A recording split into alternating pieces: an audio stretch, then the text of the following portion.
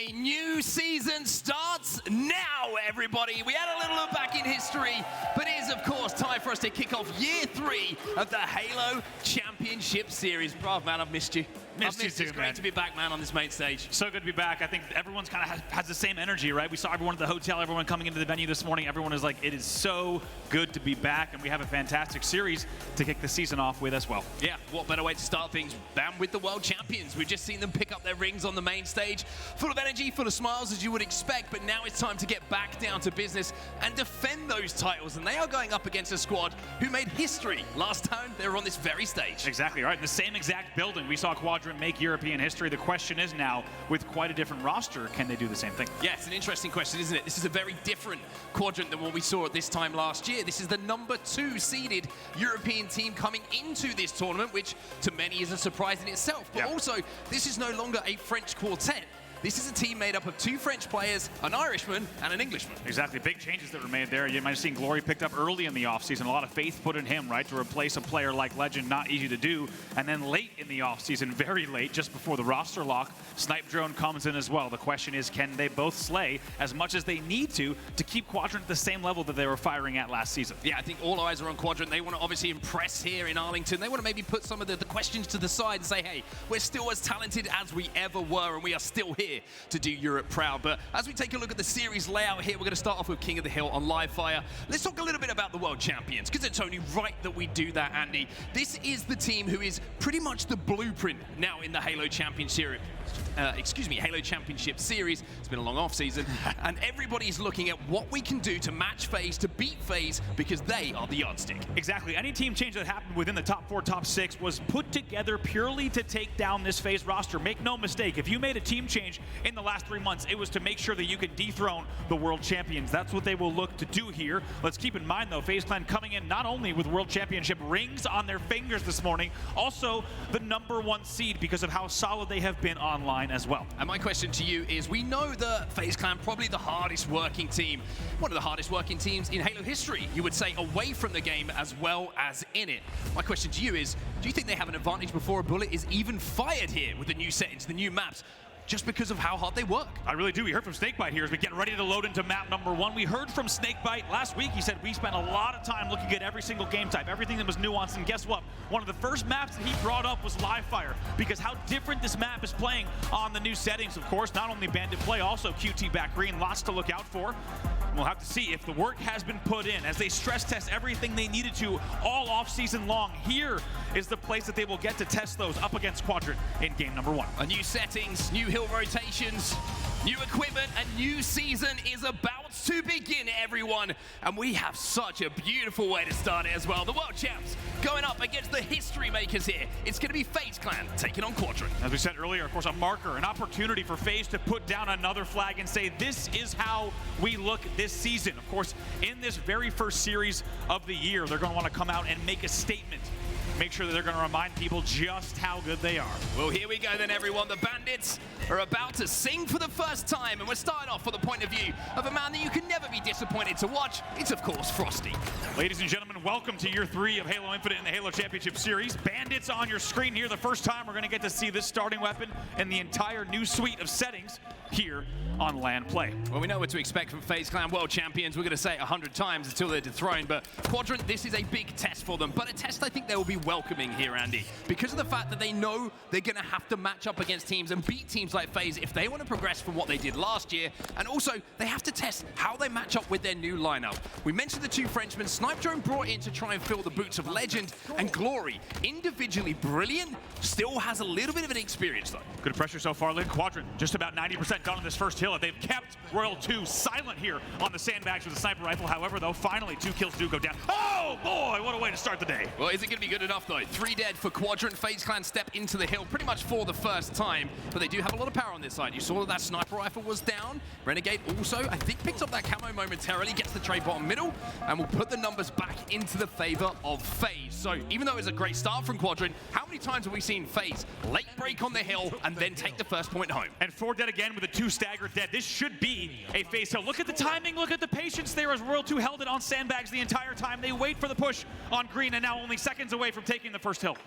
Seconds away, maybe time for one more push. Although looks like Quadrant might be thinking about giving this one up and rotating to try and get tower control for that next hill. FaZe aren't going to let them do that though, and I tell you what, they've just broken through. However, Frosty and Royal 2 will shut that down. There will be 3 dead for Quadrant, and it will be 1-0, the first hill going to FaZe. Back-to-back 4 dead. You got to compliment FaZe there once again on the timing, the patience, as they knew exactly how much time they had. They also win the rotate, which is most important, right? Quadrant trying desperate maybe for a last-second push on that hill, and by doing so, the kills stack up in the favor of FaZe. They have an easy push onto tower, and that's why you see now Quadrant on that back foot, looking to get numbers back on the map. FaZe outslaying right now at this point in the game, 14-9, make it 15-9 off of that kill as well. And my goodness, I gotta say it right away. You noticed in that first battle, bottom middle as well, does the Bandit ever look clean on land, right? You're gonna see a lot of different looking battles than we did in the past 2 years of Halo Infinite. Well, Quadrant do manage to get that break, and now they're moving their attention towards the camo. Of course, a new power-up for this season here on Live Fire, which is something that promotes positive movement, which we love. It's a where you got to use it. You have that finite time window to make a play with it. And at the moment, all the plays are being made by Quadrant on this second hill. The double kill here for Sica. He gets the flank. He also picks up the camo. Last 2 players alive are in his aimer. And he's going to call those ones out to his teammate, as it looks like Quadrant get that power up and now have a little bit of map control too. Very nice job here also, of course, on the key door ledge to get top middle. Very nice route to be able to use this camo. And might even catch 2 players off guard here in cuts. Very nice work here from Sica with camo management. Glory gets that first kill. That's going to be his job on this team as well. Be that entry fragger. Be nice and aggressive. Ooh, Sica took the hill. Ends up looking unembarrassed, but it could have quite easily gone the other way there. Quadrant get the clean break though.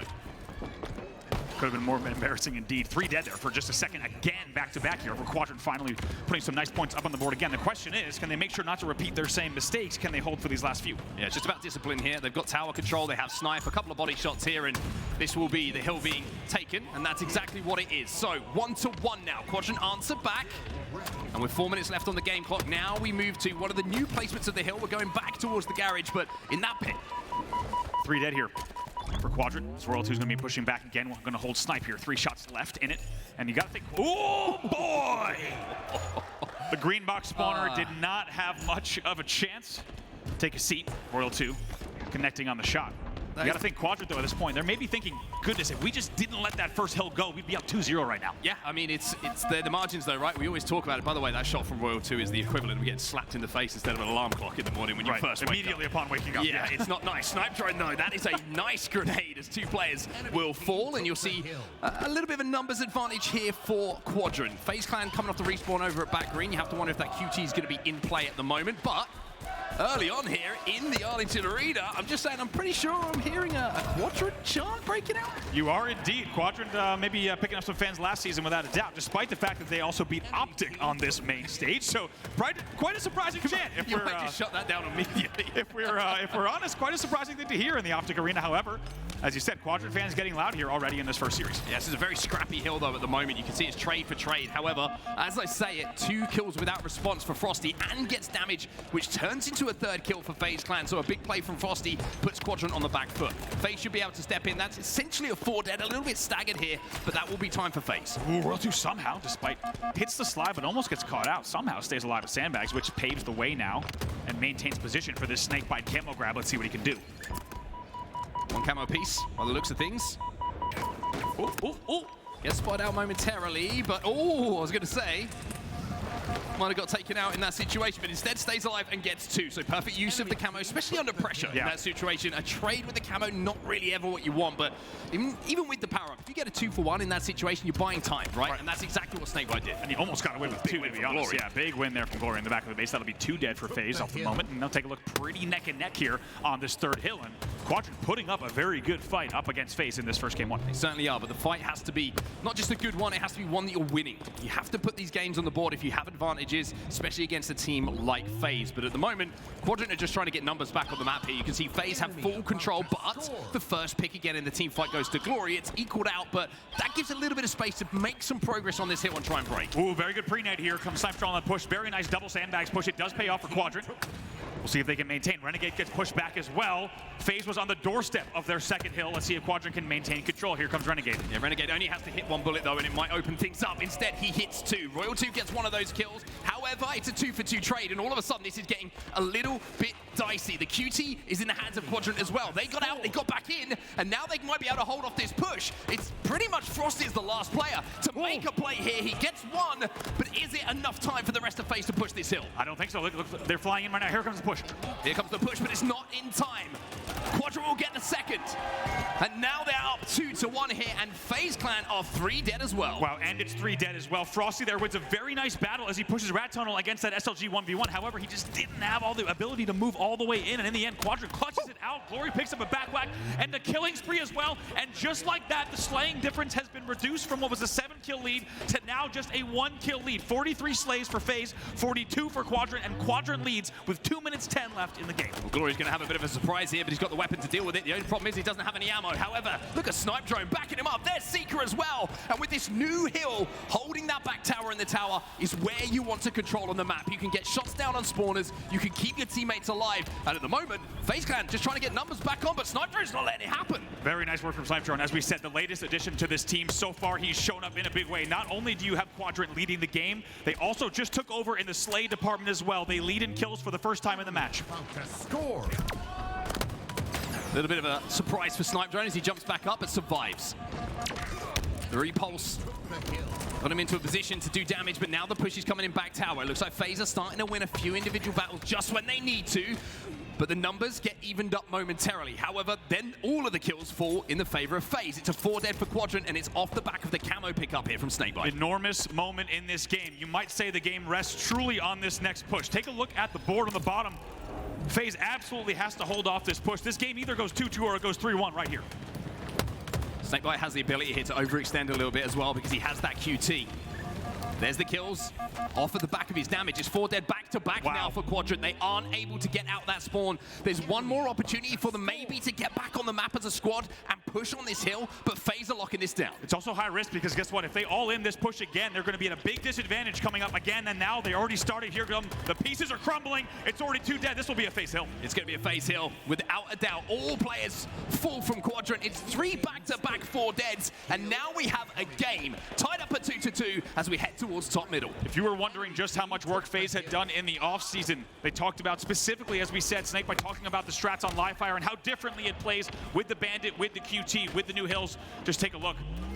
A beautiful 3 back-to-back 4 deads in a row has now put them in the lead for the first time in a while. Worrying thing here for Quadrant as well is they don't have tower control. They're going to have to take a few seconds here to maybe try and win a fight in and around the tower before even thinking about hill time, trying to flip the map onto FaZe Clan so they can hold it down for a little bit longer than the 10-15 if they approach from the A side at the moment, but SnakeBite's going to have to back out. Good damage coming in here from Quadrant, trying to get that chase down and get that kill secured, but SnakeBite's, he's got his skates on.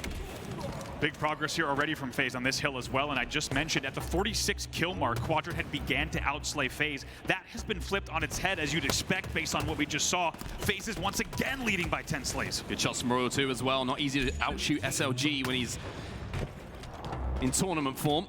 Glory, though, he's wrestled the sniper rifle away, but look at the hill time. He has to turn his attention towards that hill. Sica with a double. Glory trying to buy as much time as he can and manages to do so. Survives and keeps the sniper rifle. It's only 1 bullet, but in the hands of any player who wears a Quadrant shirt, regardless of what roster it is, you know he can put it to use. So he was able to do here. Needs to try to stay alive. So far, they do get the 1 kill that they needed. Eyes on camo. Eyes on camo, but also, look, Quadrant have flipped tower. They have control of tower now, but then the flank comes in from Frosty. So they have to be careful here.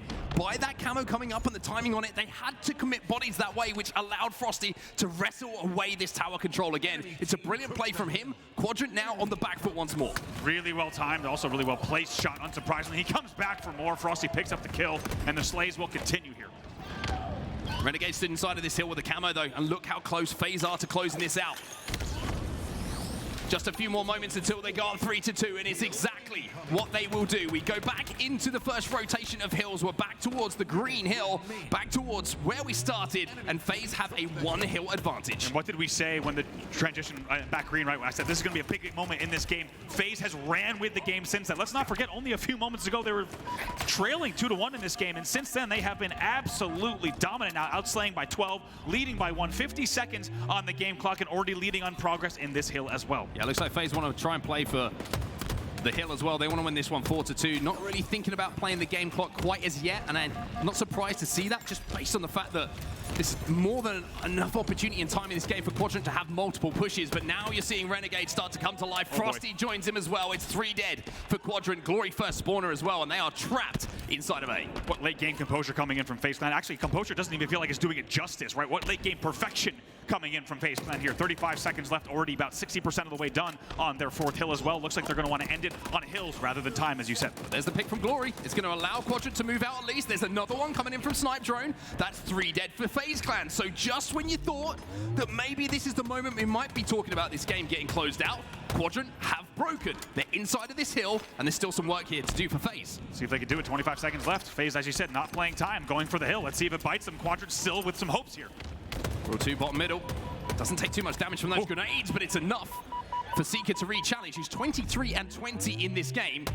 Renegade going to be challenging from back tower as well. Good damage coming in. Sica needs to survive here, but here comes a flank. I think it's actually spawners coming in from the garage. And Quadrant have to step out. They have to play for these kills. Here's the push, double push coming in. SnakeBite also stays alive. They do not trade. It's a huge push to get 2 dead for Quadrant. Snipedrone gets 1 though. SLG ties it up.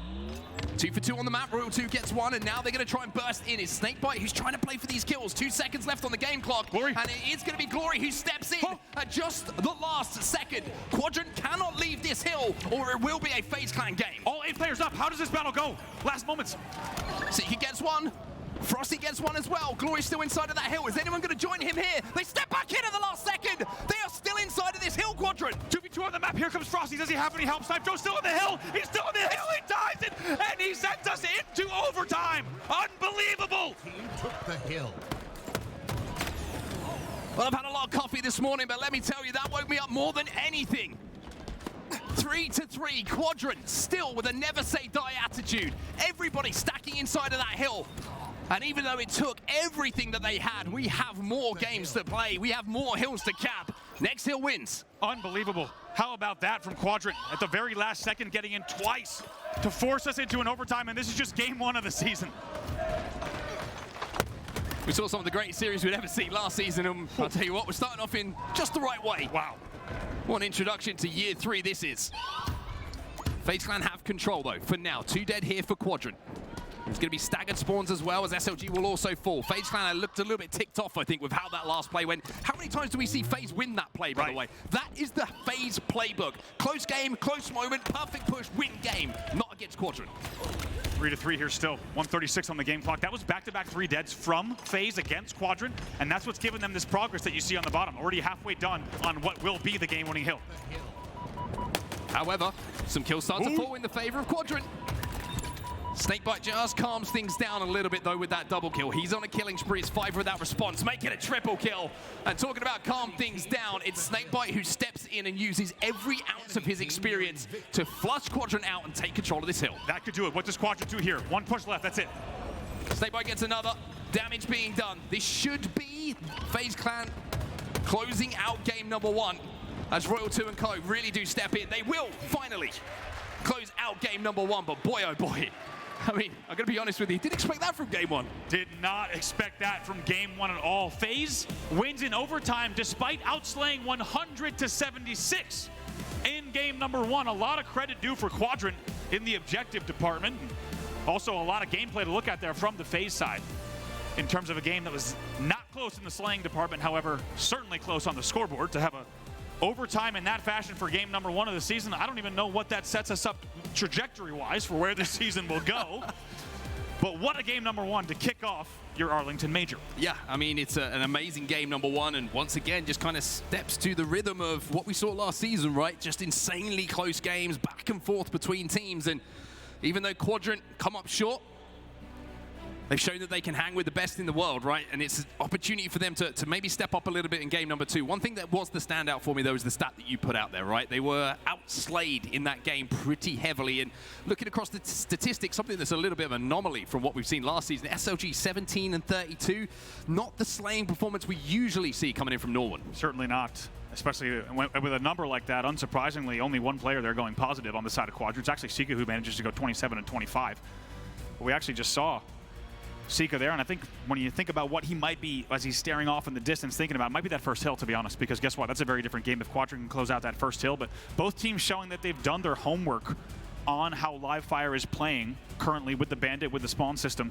You could tell a lot of big control, a few back-to-back 3-4 deads for both sides. In the end, it will be FaZe closing it out in overtime, but a lot of credit due for Quadrant's late game move there towards that hill. They had SnakeBite back green. Glory gets in with 1 second left. On a second opportunity, they get in with less than 1 second left, 0 on the clock to force that OT. But now they need to refocus up, right? It always had to be one game at a time against FaZe for Quadrant, so they need to make sure they don't let themselves dwell on that game that could have been a win in a few different fashions for them.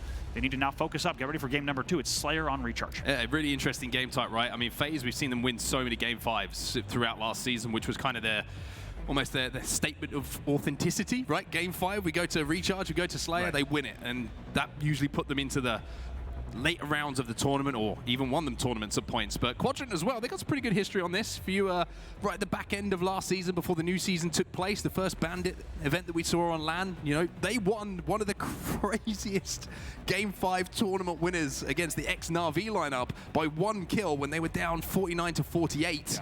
On Slayer Recharge. So there's some great history here for both these two teams. Great kind of things to lean back and remember, get yourself hyped up for this kind of this moment, especially for Quadrant, you won down, just showing that you can win big games on this game type. But for FaZe, I think they see Slayer Recharge, and a lot of the time they kind of smile because they just know this is a game type they're so good at. Yeah, historically, of course, a map that they've been good across multiple game types. Slayer, of course, going to be in that pool without a doubt. I agree. For the Quadrant side, I think what they need to be able to do is just focus up, realize we played a really good game there despite getting outslayed, right? If we look at the actual game in terms of forcing it to OT, multiple kind of clutches there towards the end of the game, I think there's a lot to be proud of from the Quadrant side. And if you're a Quadrant fan, you're simply hoping that they realize, okay, game number 2, everything to play for. We know exactly what we need to do. Let's see if we can tie this series up. Yeah, it's just about finding that rhythm, right? I think it's going to be something that we're going to be seeing a lot of in some of these maps and modes. It's like finding a rhythm as a team, especially when it comes to Slayer. You play a fast-paced King of the Hill game, and then you maybe have to just put your foot on the brakes a little bit when it comes to Slayer. Of course, we've seen some of the changes as well. You know, Recharge Slayer is one of the game types that hasn't changed too much, which is probably a good thing for both these teams. You know, we are still kind of looking at the spawns. Is there going to be something funky that goes on that catches someone off guard? But this is a game type that both teams will have enough reps on that they should feel comfortable on it. It certainly should. I think on the Quadrant side as well, they need to realize, okay, all we need to do is make sure we focus on just how much control we allow FaZe, because there were several times where FaZe had 3 back-to-back 4 deads in that game number 1, and I would say one of them was certainly on that push when they're trying to get to Mud. You might look at that on paper. Certainly we're lucky to be from our vantage point with observer mode, but it looked like that third push was going to buy them a lot of trouble for the next spawn as well. And it did. It cost them quite heavily. So in Slayer, I think they need to, because they don't have the timing pressure of the objective. Of course, they will have timing pressure of other items on the map. However, I think they need to make sure they don't let FaZe get things like 10, 12 kill leads here. Focus up on making sure you're not going 4 dead, not giving full map control to a team like FaZe. Well, it looks like both teams are ready now. Everybody's locking in to get into game number 2. Of course, FaZe, if you're just joining us, win the first game of the series. Livefire King of the Hill going their way, but boy, it was close. And hopefully we'll be saying the same thing as far as boy, it was close when we get to the end of map number 2 here. That's the question. As we saw from Quadrant there, they're up to par. However, some early game cost them. As we said, throwing away that first hill off of a beautiful timing push. FaZe looked like they knew exactly when they needed to arrive, almost Gandalf-esque in the way that they arrived to that first hill. Precisely when they meant to, and they take the first hill out from Quadrant. And you have to think, it could have been a much quicker game and a very different game if Quadrant had taken the first hill. So I think Quadrant's going to put a lot of stock in this opening strategy on this game, right?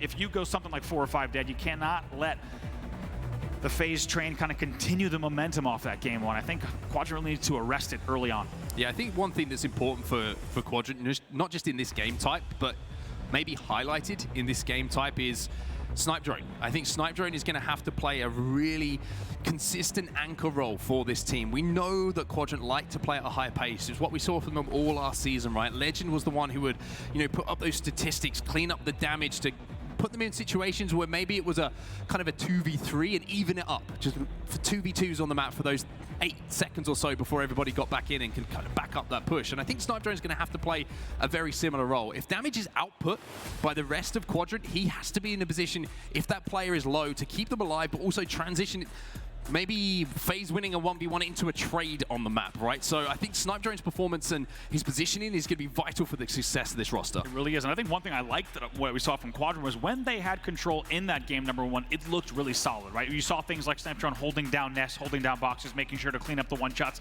very quickly, very efficiently at back green. I think sometimes when you have a game like that where a team, as we take a look at the SnakeBite SLG head-to-head here from the let's see, pre-Worlds versus World. I had to get my head around that for just a second. Pretty close here, both players hovering right around that 1.0. Yeah, I mean, they play very similar roles on their team. A lot of people who might know SLG through history maybe know him as more of a, you know, the sniper guy. He was when he was a little bit younger. He was always hitting the flashy clips, and boy, can he still do that. But he transitioned into more of an all-round player, especially last season. He's a much more selfless player. Will put himself inside of the objective. He will be putting down damage and shots. He'll be the one who goes in first alongside a buddy and won't mind taking the death as long as the trades come in and it creates a little bit of space for them on the map. So that's why those two players, you've seen statistically extremely similar. I always love to point out, by the way, SnakeBite does the same thing, but to do that and still be positive in your KD is exceptional. It really is, and as we said, SnakeBite, a man who has just breeded excellence on this team as we get into game number 2. It's going to be Slayer on recharge off the rip, and we'll see what this team's able to do. Here comes FaZe Clan, trapped in Whirlpool for just a second early on. Yeah, pretty slow start actually here from FaZe on their opening strategy. Nobody overextending, everyone just waiting for a little bit of damage, and it kind of works out for them because even though it looks like they didn't quite get the camouflage, I'm pretty sure that one player from Quadrant either got away or got that burn. They have full map control, and they have a lead here. So very interested to see how that was actually played by FaZe. Yeah, it looks like based on what we're seeing here from Observer, we did see a death right around the stacks, and that certainly could have been a camo burn. I think it was Snipedrone anyway. Certainly, based on the fact we haven't seen a switch yet, that would indicate a burn on the camo. Now over to Renegade here with the shock.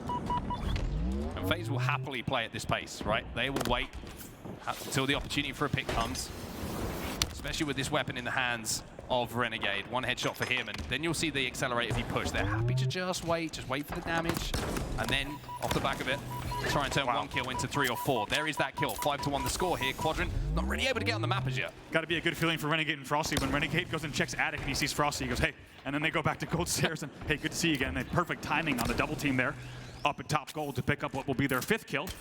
And an early 4-kill lead. This is exactly what we said. We didn't want Quadrant to let happen if you're a fan of the Quadrant side. Already quite a good start here for FaZe. SOG makes the play here on Whirlpool, but will be taken down once more. And SOG having a little bit of a struggle at the start of this series. You can say that about pretty much every player on Quadrant as they're all in the death screen right now. Nobody yet to, 3 players, excuse me, yet to register kills on the map. And that is it's a concern, to say the least. Without a doubt, 9-2 now. And FaZe once again just showing their off-season prep and how hard they've worked to be ready for these new settings across all these maps and game types here. An excellent start. Ooh, my goodness. That was just about probably the minimal damage you needed from the Bandit plus a grenade to get that kill so quickly on the stairs, and that'll be 1 kill going to Quadrant. But guess what? Now SnakeBite has the shock, which isn't much more help. Sica does get away with camo. Let's see what he could do. Maybe bring this game back within reason. Yeah, this needs to be a camo play that isn't a trade for Quadrant. He needs to be able to pick up one player without taking any damage, stay alive, and be able to be part of the next push as well. There is the first kill, and that isn't traded. Now they have that opportunity. Frosty's going to fly in and look for the trade, does get it, but 2 players from FaZe Clan still in the death screen. So you have to say that maybe the camo created an opportunity here, but FaZe have played it in a way which hasn't let the Quadrant steamroller kind of gather any momentum. It's 1 or 2 kills that got a little bit close, and then FaZe have taken full control once more. Yeah, really good counter there, as you say, from FaZe. Game will now come within 8 kills, but still a sizable lead for them to have 2 full spawn rotations of a lead. To take a look at the early on highlight stats, going to be Frosty, of course, 5-3 at this stage in the game. Glory still yet to register a kill here as well. A long way to go, of course, but at 14-6, The pace of this game is certainly something to note. Very slow, very deliberate from FaZe. Even with this impressive lead, I think they realize that risk management is what they want to try and do here. They don't want to make a mistake. They don't want to let Quadrant get back into this with a 3-4 dead, because that's where that lead disappears extremely quickly. See 3 dead for Quadrant again. I think you put it perfectly. I think risk management is a fantastic way to describe FaZe's approach to these games, their approach to professional Halo, as we talked about kind of how they look for excellence in these game types. It is always about risk management. 18-9 now for the FaZe side as they continue creeping on, and it's just like you said, Mark, they are very happy playing at this pace in a Slayer. They will continue to pick you apart no matter how long it takes. We are just about 4 minutes into the game. However, they still have double their opponent's kills. 2 will fall! Renegade grabs a shock and evens the tides out just a bit. Sica got a double kill just before that, and Renegade went, how dare you? Just ripped his head off. Glory going to re-challenge here. Glory should be able to get this kill, but it's still going to be traded out in an awful situation there for Renegade. Just comes out of situations like that with trades. Yeah, and also I got a huge shout out to Renegade there because he no. SLG with a very cheeky backwack and an angle change to hit that onto Frosty. A nice play from him to keep things certainly interesting, but on the scoreboard, still quite out of hand. It's 22-15. Could get even bigger, that lead as well, because Royal 2 has a camo. However, Sica knows he's here. You can hear the bullets being fired across. Everybody knows where Royal 2 is, but not quite where Royal 2 is. We swear he was just right here. Trying to go for the stick. I like this play from Royal 2. No reason. Like we said, risk management. There's no reason to push that, even though he probably could have had the opportunity to fly in the doorway. 23-16 now. The game is far from over, just about to be at the halfway mark, and Quadrant keeping things at least within comeback potential. I mean, now they're within striking distance, right? And bear in mind, they didn't have that last camo. So this is a really good period of play here for Quadrant. Everyone's got on the board. Everyone started stacking up kills. But more importantly, they haven't been traded out. It's been 2 kills without response, 3 kills for 1. That lead is starting to disappear here for FaZe Clan. Quadrant very much back into this one. Nice timing here from Royal 2, despite the shroud. We'll see if Glory should not be able to get away with it. And he does, and I tell you what, curious how the FaZe side is feeling after that one, because what was just a 9-kill lead is now just a 3-kill lead. Let's get into the first listen-in of the season with FaZe Clan. I could be wrong. Green armor. Back but he's SLG. Ew. Shock 7 up, I can grapple this. Back A. I'm looking, PJ, I'm looking. I think I hit him with a nade. Pushing down. 2 attempts. One's going batteries, one's coming out. One's stuck right, one's batteries. Nice. Batteries. Yo, we got Cam on 15, guys. Cam on 15. I'm trying to pick up red. You hitting red? I'm going in red, John. I'm running away. You're technically really weak. I hit him 3 times. Yeah, I think Shock should be up now as well. I can grab this. Stacks one. Kill me. I'll kill him. Where's Camo, guys? Camo now. I can grab the top class. And then looking for one. Village, one shot. I grab one. Class, guys. Top A. John, careful top A. Top A, Ballard. They might have Shock. It was. Dude, he's killing me. Yeah, top A. I'm shooting him back, guys. 2 bottom here on me. Nice, good help. I'm bottom here. Bottom here. Long, sneaky. Heard you. He's long, C-pot. John, Shock is up. Suitcases. Behind you. John has camo shot, guys. One long, Brad. Nice kill, Brad. 3 dead. Bottom A. Nice, John. Love that. 4 dead. Sica just shot. Sica 3 dead. Call spawners. Spawn A. Yep. Grapples up.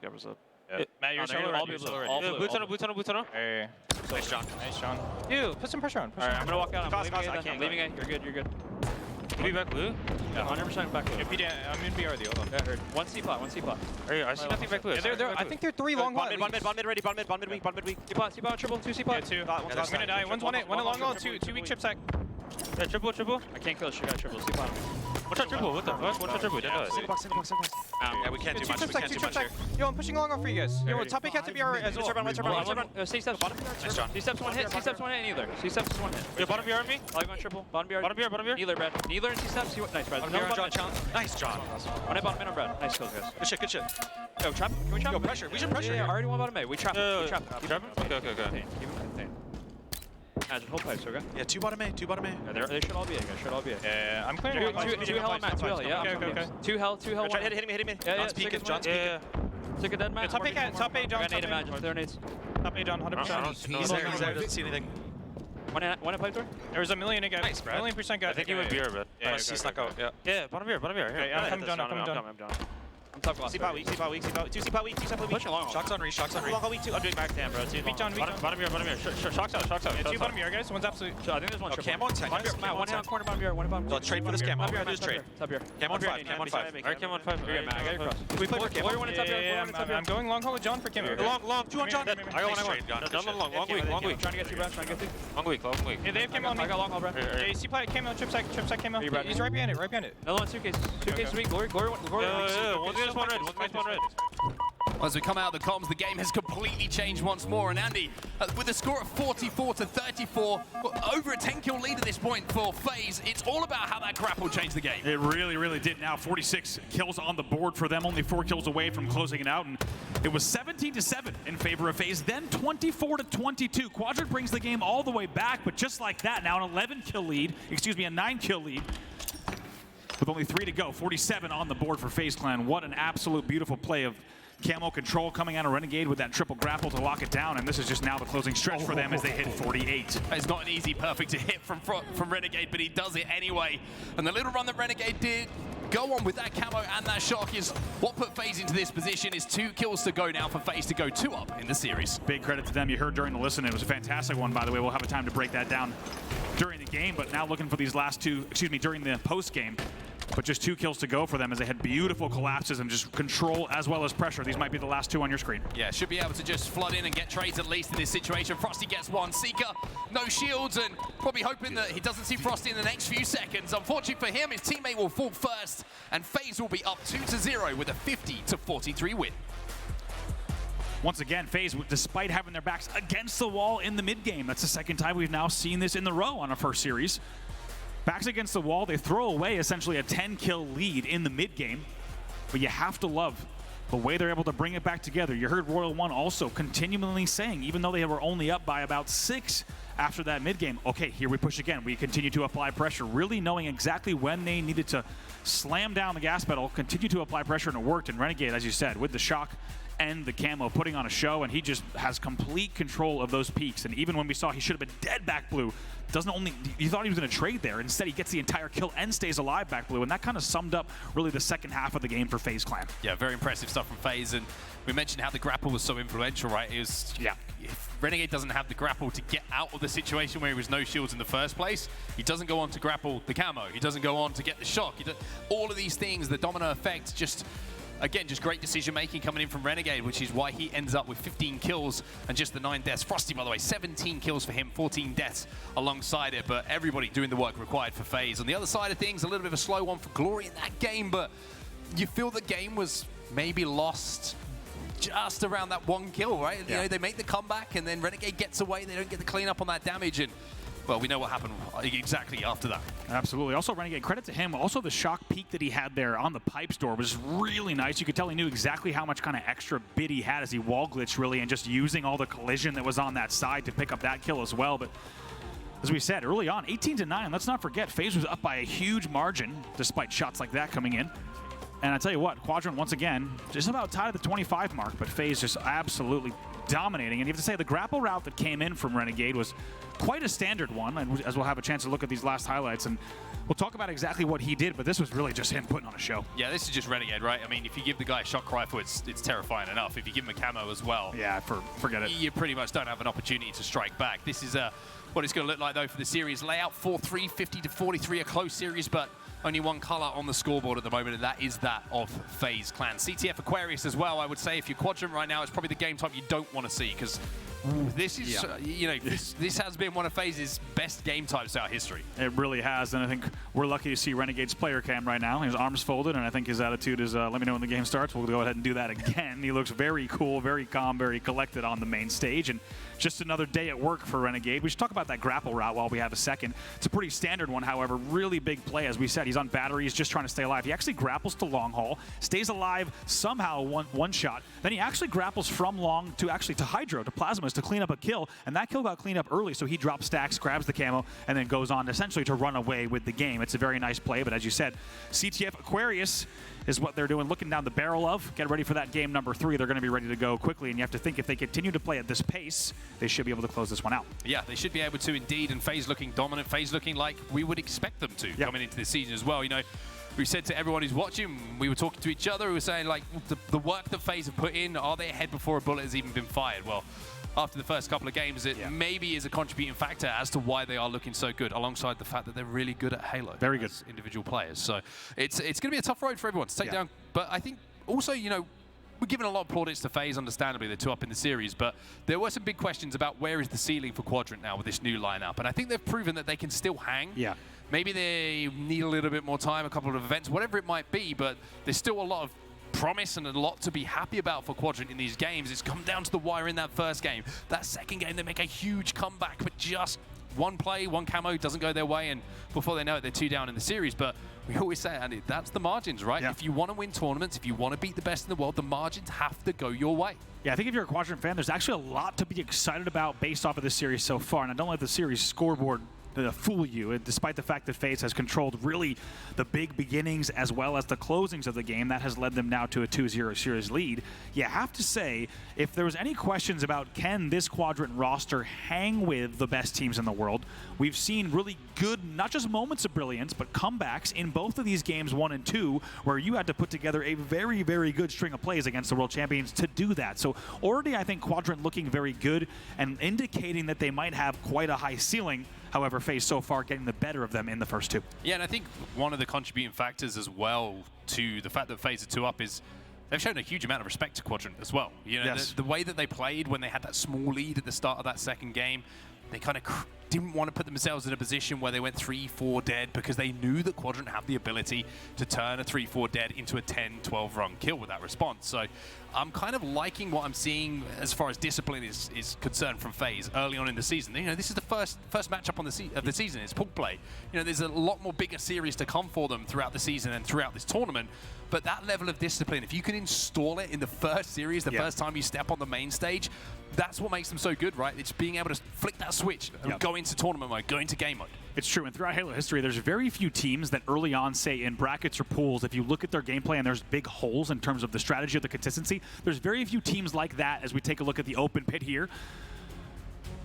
A lot of teams looking forward to maybe make their way over to this side of the station, of course. They can see it. Yeah, they can see it. You can see it. You can in the distance. It's almost perfectly placed where if you do well enough over there, you get to come over here to the main stage. But as I was saying, it's very rare in history that teams that have a little bit of big gaps in strategies that they go on to win events or go on to place higher than their expectations. And I do think that installing that discipline early on in the event is something that FaZe will do so well historically, and they're doing it here yet again. I love the idea, by the way, if you're not a wrestling guy, you need to become a wrestling guy so these references... I'm working on it. Okay, fair enough. I'm trying. But you know, like, people win the Royal Rumble and then they point at the WrestleMania sign? Yeah. I think we could do something like that here. Like, you come out the open bracket, you point at the main stage. Oh, yeah, I like it. I like it. It's not too far of a walk, but I tell you what, it is a grueling bracket to get here. The bracket much longer than the walk. It is a Royal Rumble. You can see the main stage. However, you've got to get through a lot of talented teams in order to make it over here by Saturday, and if you're lucky enough, maybe even by Championship Sunday. We'll have to see what the open bracket produces here at the Optic Major. Now we're going to lock back in to game number 3 here on the main stage. Quadrant versus FaZe. If you're just joining us, FaZe, the world champions, up 2-0 in the series. However, very close mid-games. These teams have been tied at the mid-game of both game 1 and game 2, giving us quite a series so far. We'll have to see if FaZe can close it out here in 3 games. And you saw a little snippet there of SLG chanting it away as he always does, trying to get his team back locked in and maybe trying to get himself locked in as well. A little bit of a quiet start to the series for him. Snipedrone's ready to go as well. And I think Quadrant just stepping away from the stage there for a few moments just to reassess, just to take that moment, get that breath, and really try and make FaZe work as hard as possible for this series win. Is one of the smartest things they could have done. They don't want this to be a 3-0. They want to win this next game. They want to send it the distance, and they're going to do everything in their power to make FaZe wait and see if they can put them on the back foot. An interesting moment there. You saw Snipedrone just on your screen. Really an interesting moment in his career, right? Because historically he's just been regarded as one of the top players in Europe without a doubt. But now, big shoes to fill on this roster. And of course, they picked him up for a reason. As we said, a late pickup in the offseason, installing him as the 4th and final player on the roster to see if they can even match or beat the heights that they hit last season. Game number 3, CTF Aquarius getting underway right now. Here we go then. This is the opportunity for Quadrant to get a game on the board, but they're going to have to beat FaZe in one of their historically best game types. Aquarius capture the flag. Of course, we do have a couple of little changes, a couple of additions additions, we now have an overshield, which is going to be jumping up P1. So watch out for players controlling that. It can be a complete game changer, and it's Quadrant who are going to control it first. Great movement coming out of Glory there. Almost hits the shots as well onto Royal 2 as he hits the slide towards the Shroom stairs. That, though, will lead to an early grab, as you say, for Sica of the overshield. Let's see what he can do here with the flagpole. Yeah, maybe an opportunity to run this one as well. A couple of kills being picked up, and also spawns on the P side means that he can force this. He's got the overshield to work with as well, and he wins that battle. Where are the other kills coming in, though? He has to survive, so cannot continue this run personally. And it looks like FaZe survived for just long enough to make this a little bit of a contesty, kind of difficult to run one here for Quadrant, and one that should be go home, but Cheeky little touch. yeah, Quadrant have a little go at it. Interesting battle there, bottom middle. We'll get a chance to break that down in just a second. We got to see how this flag returns, if it does, before we do so. 2 dead here for Quadrant. Should be a return here. 1v1 between SLG and Frosty. A couple of sticky grenades. Going to help him out in that situation, although SLG did manage to turn a kill onto Renegade while all of that fight was going down. So kill prioritization coming in from SLG. Exceptional in that circumstance. But that flag has gone back home. Now you're seeing FaZe fans start to inch up the map. And Royal 2 with a double kill means it's time to go here for Frosty. 3 dead. SLG was your last player alive, ensuring that the base spawns will be coming in as well. Maybe a split to Fridge. No, all players are actually going to be spawning here in the back of the base. Only 1 player in Fridge. However, they're going to push out Fridge regardless. We'll see how this push goes, if he's going to be able to make some pressure here from the gen. Also, it's a really smart play from Quadrant. They turtle up inside of the base, knowing that they needed to get numbers back on the map. But as soon as they got a pick on the P side, that was their exit. You cannot just sit in the base. You have to try and take some map control again, especially with this overshield coming up. Now, this is a worrying moment, though. Frosty behind you, getting the flag out, has a line of sight in the overshield, but SLG deals with him, sends him to the death screen, and Sica gets another Ovi. 3 were dead. Renegade was the only player alive. Sica, as you say, his second overshield of the game, his back-to-back. They've controlled so far very well. Good timing on those kills. He's going to have to win both of these, but with the help of the overshield, should be able to do so. Now he does hit the drop slide he didn't hit on the first run. We'll see if he can take it home. Yeah, this should be a cap. This should be a cap going for Quadrant. They have some kills, they have some map presence, they have Sica all the way across as well. There's staggered spawns coming in, another trade comes in for Quadrant. Nobody in position to stop this one for FaZe, and Quadrant will strike first. Sica also hitting 3 very important drop slides during that flag run. Won't necessarily be a record timing run, but it certainly is up there with the best. That's just about as fast as you can run the flag here on Aquarius, and really nice movement coming out of him. You could tell based on the last moments of the run, if he doesn't hit all 3 of those slides, there's no way that flag is going back at that speed. Still 2 dead for FaZe, make it 3 dead though for Quadrant, 4 dead for a second. 4 dead for now, 2 overshields though is the score. To 0 in favor of Quadrant at the start of this game. And that's why you're probably seeing the score in the way that it is. The amount of damage that Sica was able to do in the back base, picked up 1, 2 kills, then he was running it, took a bit of extra damage while he was doing so as well. But FaZe are trying to show now that they don't need an overshield. They just need map control and presence. They have that flag all the way back, but they haven't got a huge amount of kills to go alongside it at the moment. They have to be careful on what they prioritize here, because there's a lot of Quadrant players still alive. We'll see if they're able to bring this home. If Frosty wins that 1v1 versus SLG earlier, certainly that flag would already be home. Flag now pulled, both flags out. Yeah, this is a counter cap opportunity because Frosty's last alive here momentarily for FaZe. So he has to control pick, he has to stay alive, do damage, and make sure that this doesn't become a 2-0 game. Instead of maybe being a 1-1 game. Quadrant in position here. Royal True trying to bait these flags at the moment, and he's going to be able to get a touch. Good shots there from Glory as well. 2 players dead for the side. That flag will return, and it goes in just in time as well. Sica trying to get maybe a pull if he could. In the end, that flag will finally go down, and now tied 1-1 here. By the way, FaZe also outslaying by a small margin. It's 28 kills to 25. One of those situations you can pick apart a little bit as Glory gets the next overshield. That's 3 in a row, by the way, for Quadrant now, and the game is tied up at 1-1. Touch comes in, 3 dead for FaZe. We'll get back to what I want to talk about in a second, because there's something more important happening. That's that flag moving, but they haven't dealt with Renegade, and the damage that came in from that grenade on bottom middle allowed SnakeBite to be in the game. Huge from SnakeBite there. Glory wins a very important 1v1 again. However, that's essentially 3 dead. Yeah, I mean, this is the second time it's happened. This is what I was going to talk about. Quadrant have left 1 player alive from FaZe without putting pressure on them twice in a row. It's cost them a flag cap. Yep. That tied the game up at 1-1, but now it's cost them a cap of their own as well. 1 player still alive, not accounted for, has hurt them twice. It does feel like in this series there have been moments like that where Quadrant will go, let's see, almost goes around the block on the right side. That will be a trade in the end from Snipedrone and Renegade, only moments away from maybe getting the back whack instead. But it does feel like there's already a lot to look at in terms of the tape department for Quadrant, right? Moments where they were about to run away with the game, and just at the last second they don't apply the right pressure, as you said, to that 4th player. Glory trying to overextend on the P side here, trying to see if there's any FaZe members in front of him. Can't find anyone for now. However, we'll find that he's getting some shots in the back. SnakeBite flies out. Damage being done by a teammate to try and keep the numbers even on the map, exactly as we find ourselves now with the 2v2. Flag has been pulled here by FaZe, but you can see that Royal 2 is trying to just buy time for SnakeBite to get in a position to help him before they even think about moving this one forward. Good damage there coming in for SnakeBite as well. Tied 1-1 here. Half of the game has been played. Ooh, very nice. Insta picks up two. Beautiful stuff from SnakeBite. This one could go. I mean, he might be able to get a touch on this and keep it going. One play from SnakeBite, and again, I have to say, a misplay. Again, not accounting for SnakeBite. They knew he was in the fridge. Why are you flying out in a straight line? Just try and get a little bit of damage before you're doing that. And you kind of gift him 2 kills in a situation where it really should at most be a trade. Overshield coming up as well. SnakeBite trying to make a decision. Do I try and stop this counter cap coming in? Do I put pressure on the overshield? He's got decisions to make, and he's making some good ones right now. Should be an overshield grab for Frosty off screen. We'll take a look at that in just a second. Almost wins the battle on the back of the base as well. Frosty does grab the overshield, pea shooter in hand as well. Flag is still moving though, and he's going to have to be careful about what decisions he makes. Snipedrone's going to escape. Should be able to jump in for a return here, but he's taking damage.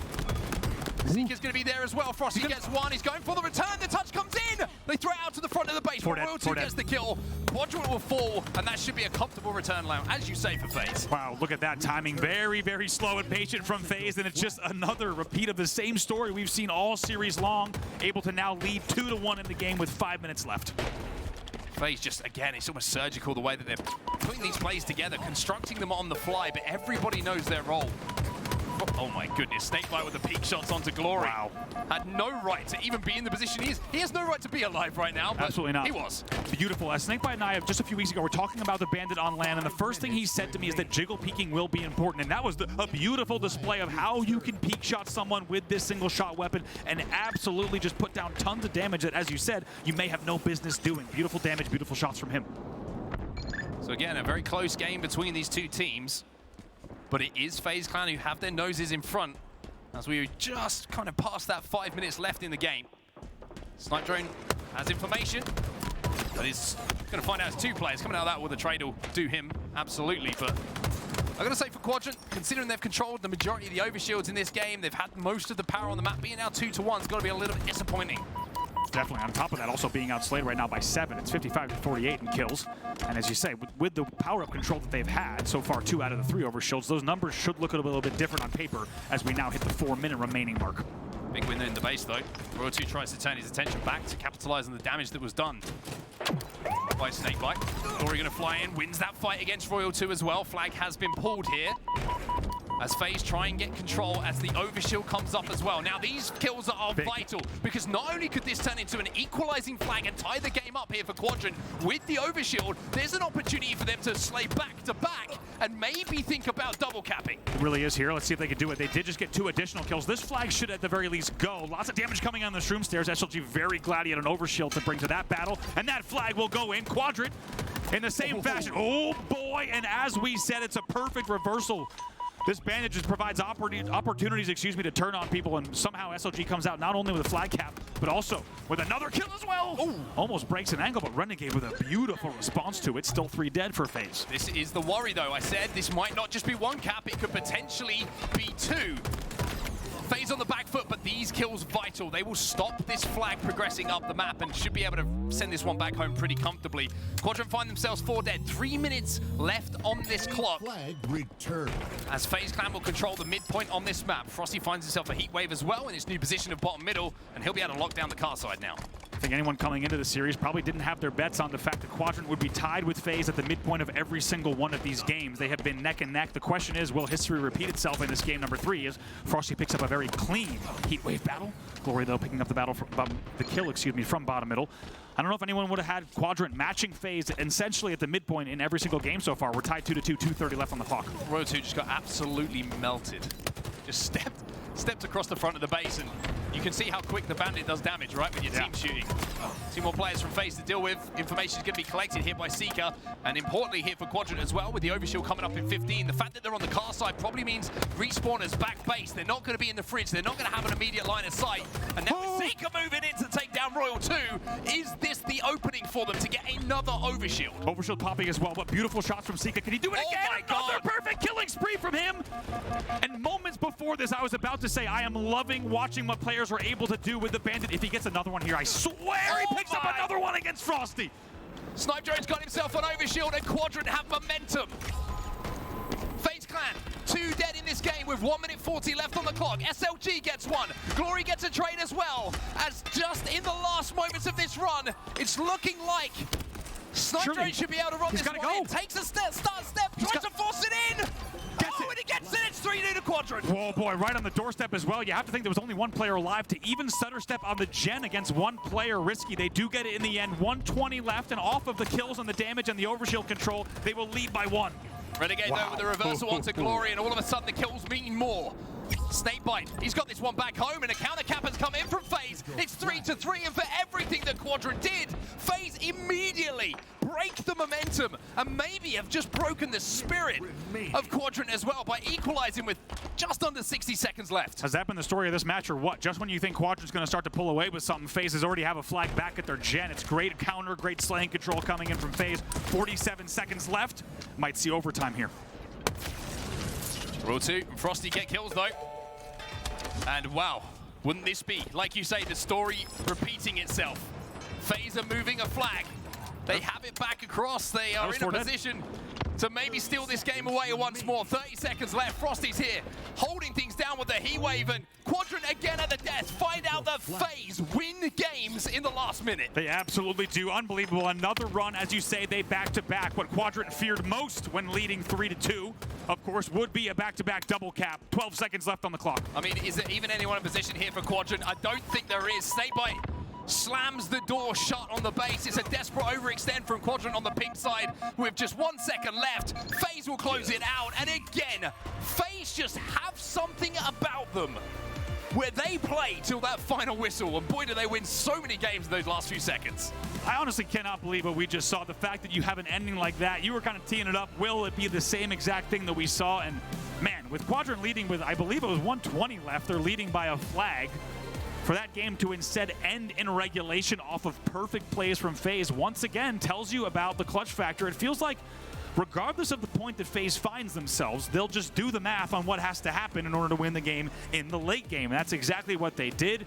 And it looked like that might have been a Quadrant W. 60 seconds left on the clock, essentially, leading by a flag, and somehow FaZe back-to-back flag caps to end the series in 3 games in what was about to be a pretty fantastic rally and comeback. An extension of the series from Quadrant actually just ends in a 3-0 for FaZe, and that all the effort, I would say, will be long forgotten, right? FaZe is going to just say, okay, let's go on our next, and Quadrant has a lot to think about. Yeah, I mean, it's a close series, but like you say, the only real result that we care about is the 3-0, and that does not sound close whatsoever. I just think it's fascinating. Like, we go back 2 minutes in that game, Quadrant pick up an overshield, and I'm talking about there's an opportunity for them with the kills they have to maybe think about double capping themselves. Yeah. And ironically, what happens at the end of the game is FaZe pretty much double cap to win the game.